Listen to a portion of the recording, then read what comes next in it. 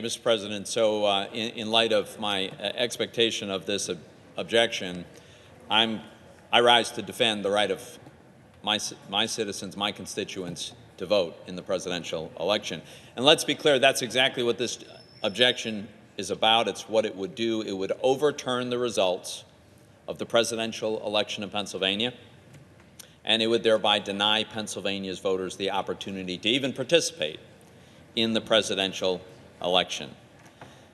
Mr. President, even if Congress did have the constitutional responsibility to judge the worthiness of a state's election process, which it does not, rejecting Pennsylvania's electoral votes would still be wildly out of proportion to the purported offenses and very damaging to our republic.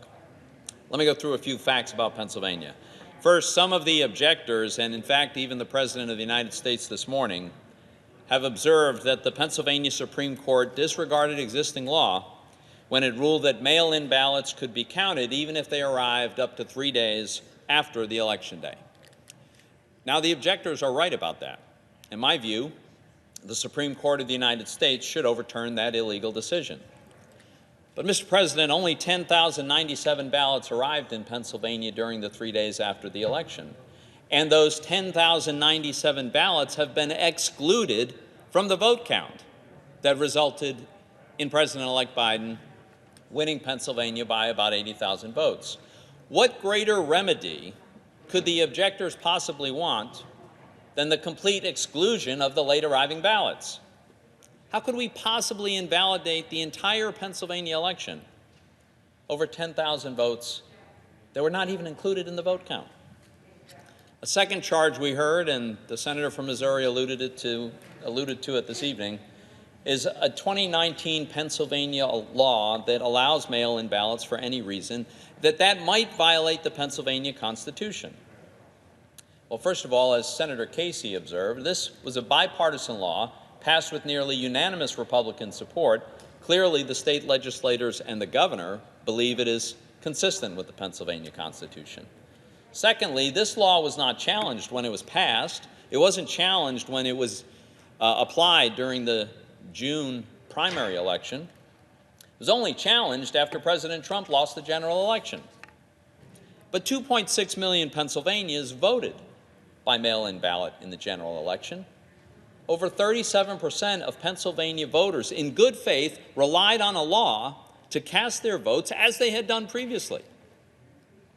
Now, I understand you can make a theoretical argument about whether this is consistent with Pennsylvania's Constitution, and that needs to be resolved for future elections. But because of this constitutional question that some people have, the objectors want to prevent Pennsylvania voters from participating in the presidential election entirely.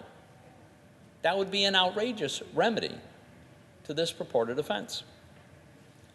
A third charge we've heard is that Pennsylvania officials did not properly implement Pennsylvania election law in a variety of other ways. But the Trump campaign has shown that many of these issues have, well, first of all, none of these issues would have changed the election outcome, but more importantly, the campaign had many opportunities of which it availed itself to litigate these issues. They did time and again, and they lost repeatedly, often in unanimous bipartisan decisions.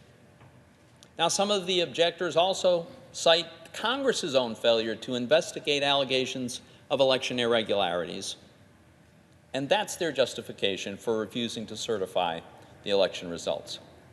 But the allegations of election irregularities and fraud have been investigated. They've been adjudicated.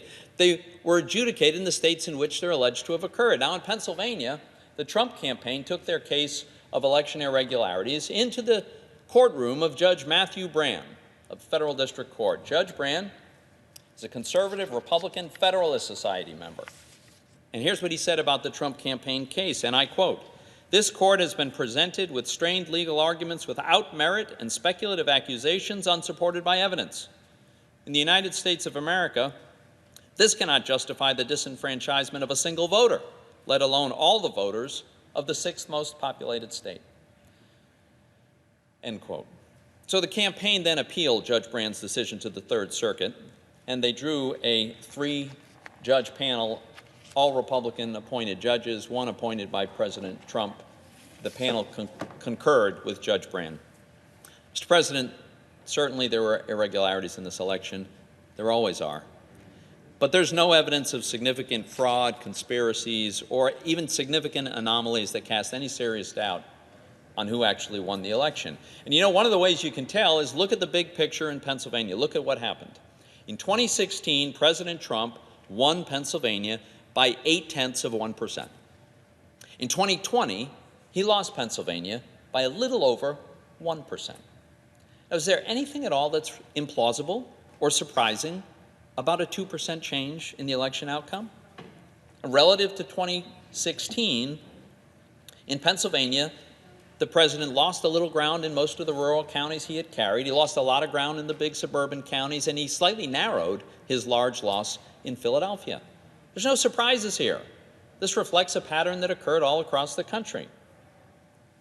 My colleagues, as I've said, it is not our responsibility to sit in judgment of state election procedures in the first place.